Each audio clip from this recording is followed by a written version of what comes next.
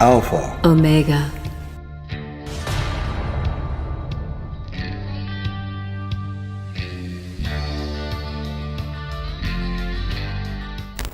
Joseph says, okay, why is the invocation before the treasury of light when Leslie takes the feather and swirls around each alpha and omega?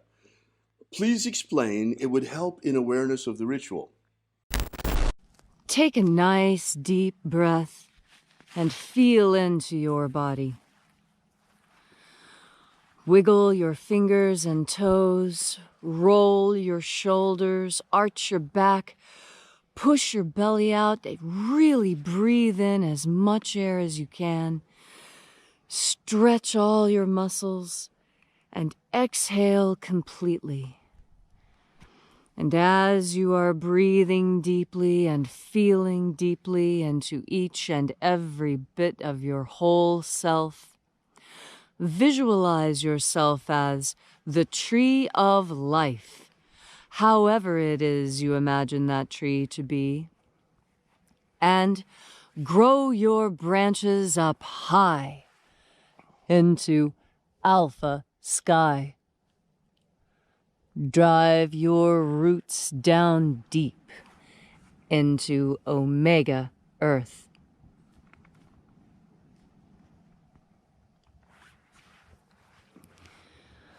I call on you in the east, Alpha.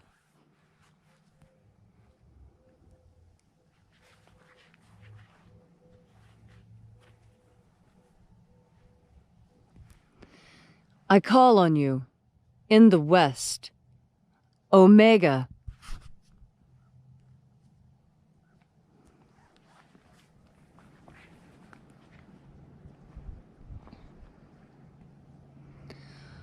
I call on you in the north, Alpha.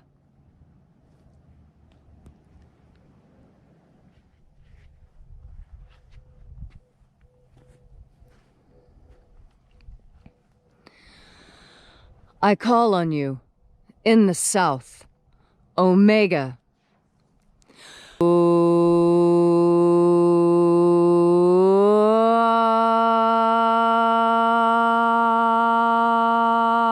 Alpha, Et Omega, the beginning and the end, and the path of the sun between, birth and death, and the path of life between.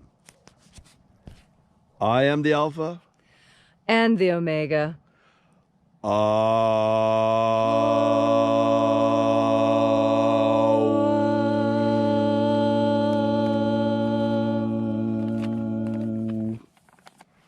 Okay, when I was putting together this for the Alpha Omega, I went back to original sources, things that were written by magicians during the time that Jesus was purported to live, and in the same geographic region.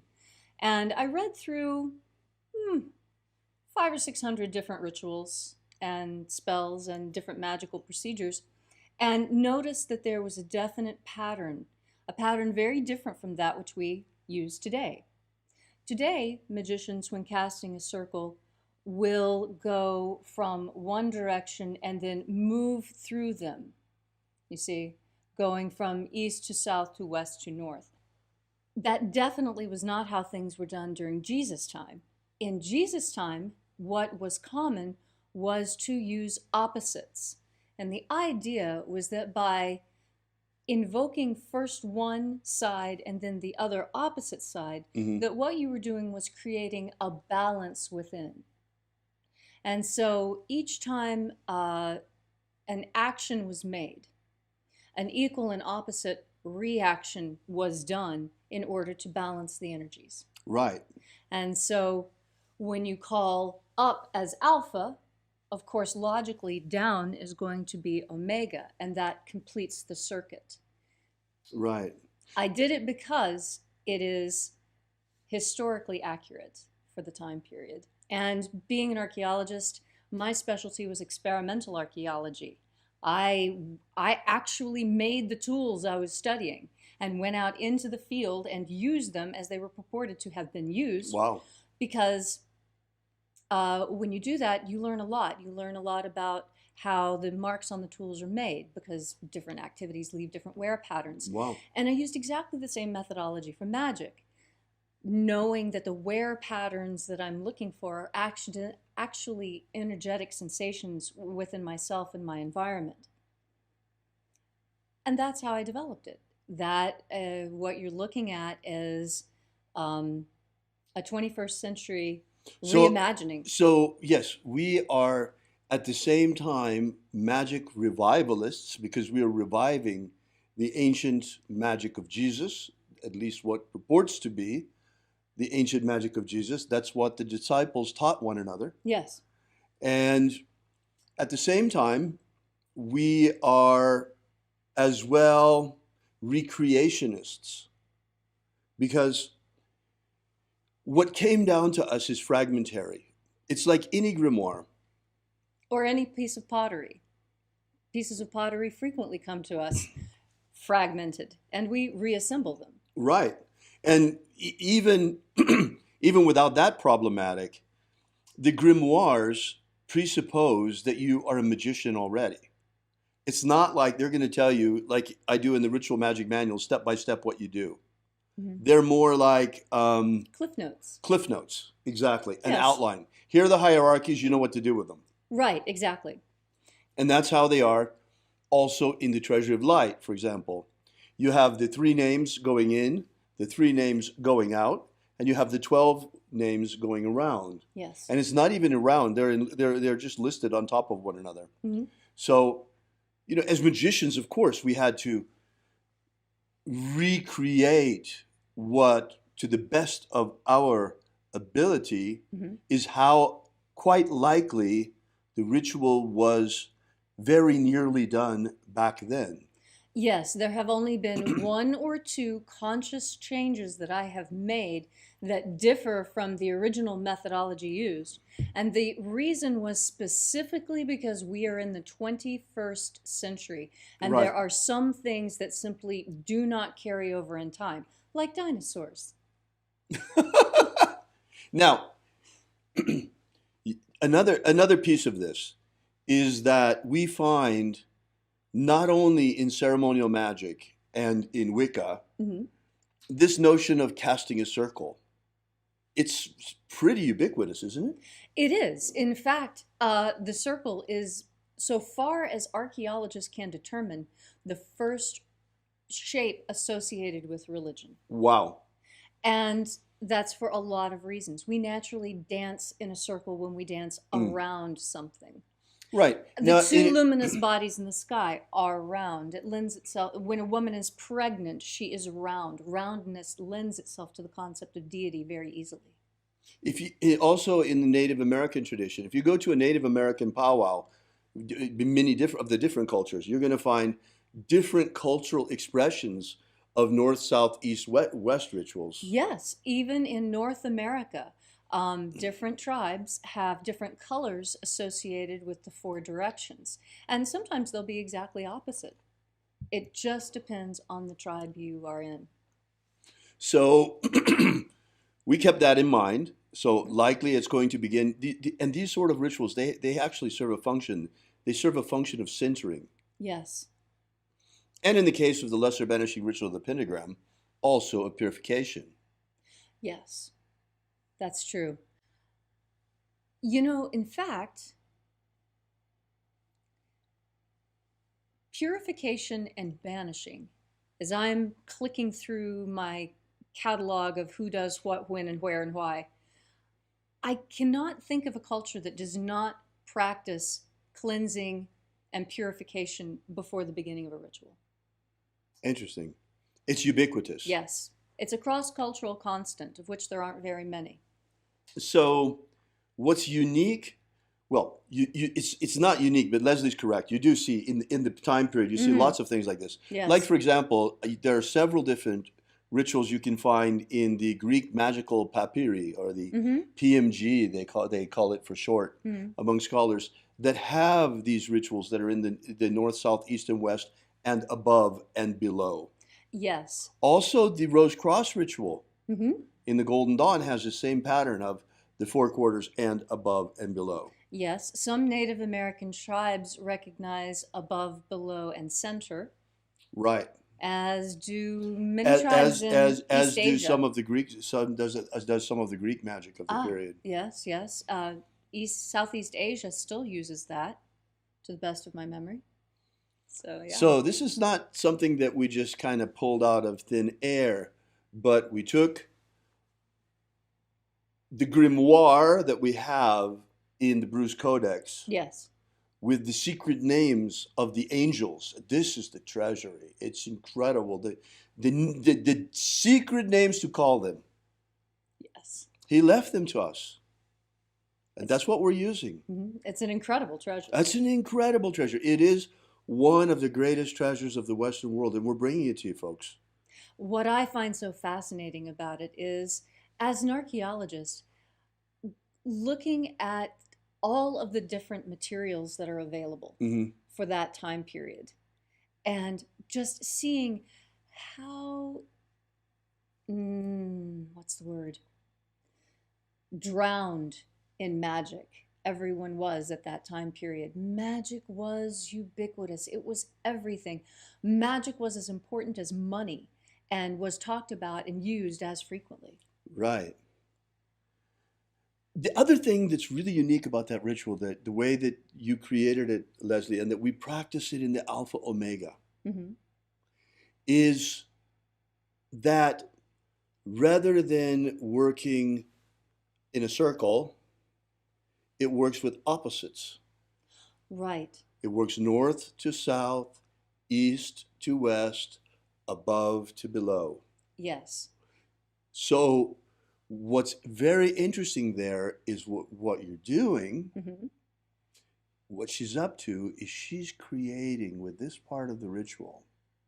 She's opening both the solar current, the path of the sun, from east to west, and the magnetic current, the path of the earth, from north to south.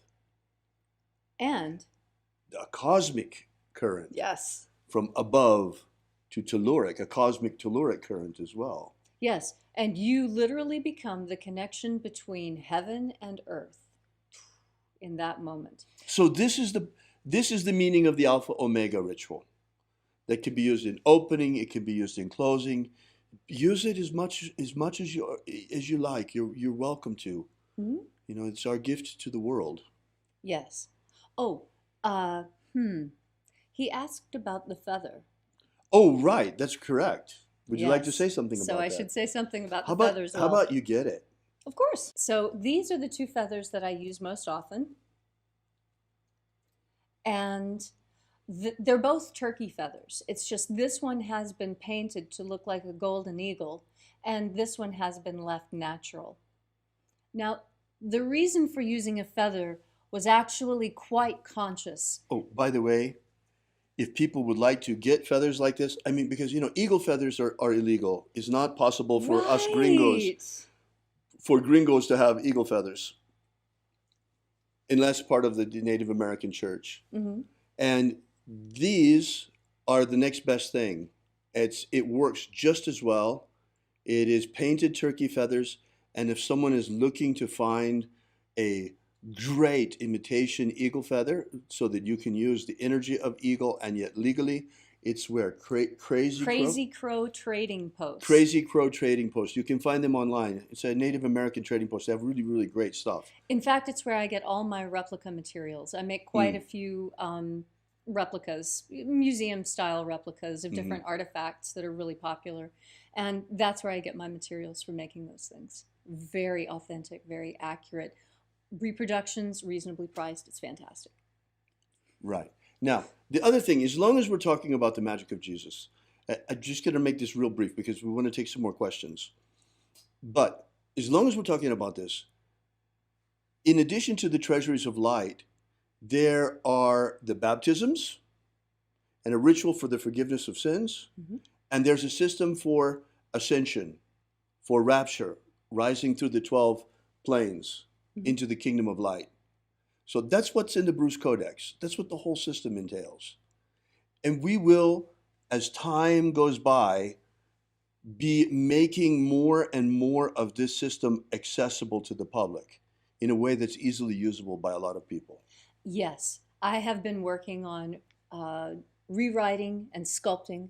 And making it accessible. Yes. Thanks really for asking that. It's really a labor of love, getting up every morning and getting out there. And Leslie is really so disciplined. She's getting the fire going for us as well in the morning lately, so that It's a lot of fun to it's start not fire. quite as cold as as it's been. Yeah, you would be surprised how that fire actually keeps us quite warm when we're out there. I don't know if you noticed this morning, but this morning it was so cold we actually came around to the other side of the fire to purposefully stand in the smoke. Because, you know, whichever way the smoke is blowing, that's also which way the heat is blowing. So.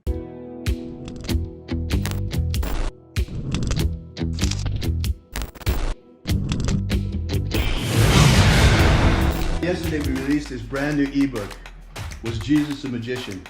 Give you the basic background of the rediscovery of the lost books of Yahweh, how it happened, why they were repressed, why it is that the magic of Jesus was nearly destroyed and wiped from the face of the earth, and the miracle by which it survived. How we only have one precious manuscript of this ancient knowledge, and that's truly all there is left. Well, maybe in the Vatican they have it, but they're not about to give us that to fill in the little gaps that we've found. So be sure to make sure you download this. You don't want to miss this. You can get it for free for now at thesecretsofjesus.com. Thesecretsofjesus.com. Are you familiar with the Rosicrucian with what's his name? He's popular in the States. He's the president or the Emperor. Imperator. The president. Emperor. Imperator. From the Golden Dawn. What's his name? Oh. David Griffin holds this position as Emperor. Imperator. David Griffin. David Griffin. David Griffin. David Griffin. David Griffin. Have David Griffin. I saw an email yesterday that he sent out about, you know, there's a magical war going on. The Mage War. Demons of the infernal realm. All of them. There is really a magical war going on. The Mage War. There is a guy called David Griffin who is heading all these magicians. David Griffin is S.L. McGregor Mather's present successor. David Griffin. David Griffin. David Griffin. David Griffin. I'm Golden Dawn Imperator David Griffin. David Griffin. David Griffin. David Griffin. David Griffin. Now David Griffin. You know, there's a magical war going on. So there is really a magical war going on.